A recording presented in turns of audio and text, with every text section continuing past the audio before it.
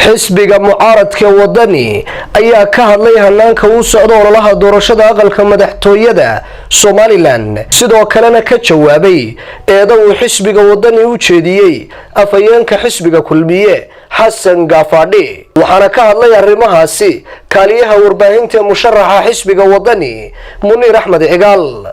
sidaynu ognahay waxaynu bartanka kaga jirnaa ololihii doorashada madaxtooyada Jamhuuriyadda Somaliland ilaahay ayaa ku mahadsan intii soo qabsantay wareegii hore sida nabadgelyo ah inoogu qabtay inta hadhayna isaga ayuu ka barayna inuu nabadgelyo inoogu dhameeyo xisbiga wadani iyo taageerayaashiisu waxay muujiyeen cududda iyo rabitaanka isbedel way ku mahadsan yihiin dareenka iyo soo baxyada xasuusta reebay ee taageerayaasha xisbiga wadani ka muujiyeen dhammaan gobolada dalka xisbiga kulmiye uu ku fashilmay wareegyadii hore ee ololaha in kaadirkiisu 6 gobol ee dalka si isku mid ah ay uga banaan baxaan waxayna xooga saarayeen hadba gobolka uu joogo murashaxa xisbiga kulmiye maalinta koobaad Hargeysa maalintii labaadna Burco ayay isugu wada yimaadeen halka maalintii saddexaadna ay cududooda isugu geeyeen magaalada Boorame si ka duwan sida xisbiga wadani 6 gobol si isku mid ah ayuu uga dabaaldegay iyadoo mas'uuliyiinta ugu sarreeyaan gobolka ay ku sugnaayeen shalay murashaxa xisbiga wadani Berbera ayuu ku sugnaa waana la socoteen sidii ay isu muujiyeen reer saaxil ee ay cududooda taageero ugu muujiyeen xisbiga wadani Burco xaafadaha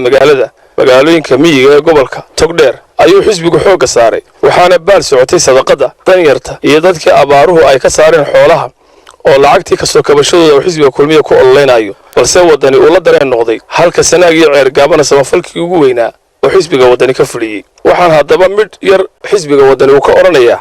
hadalkii afayeenka xisbiga kulmiye Xasan Gaafadhi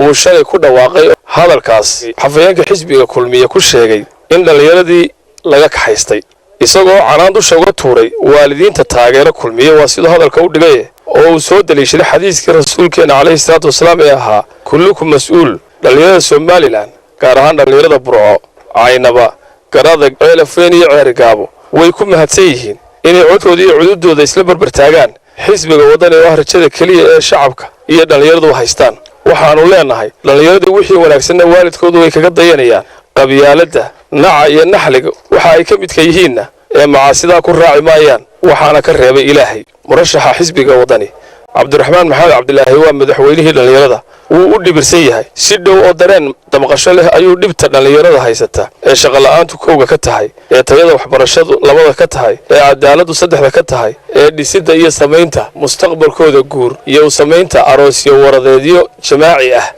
in loo qabto uu ugu xardhay buugga siyaasadda xisbiga wadani taas oo uu fulin doono haddii ilaahay ka dhigo Cali Daar Maxamed Boos TV caalamiga Universal Bro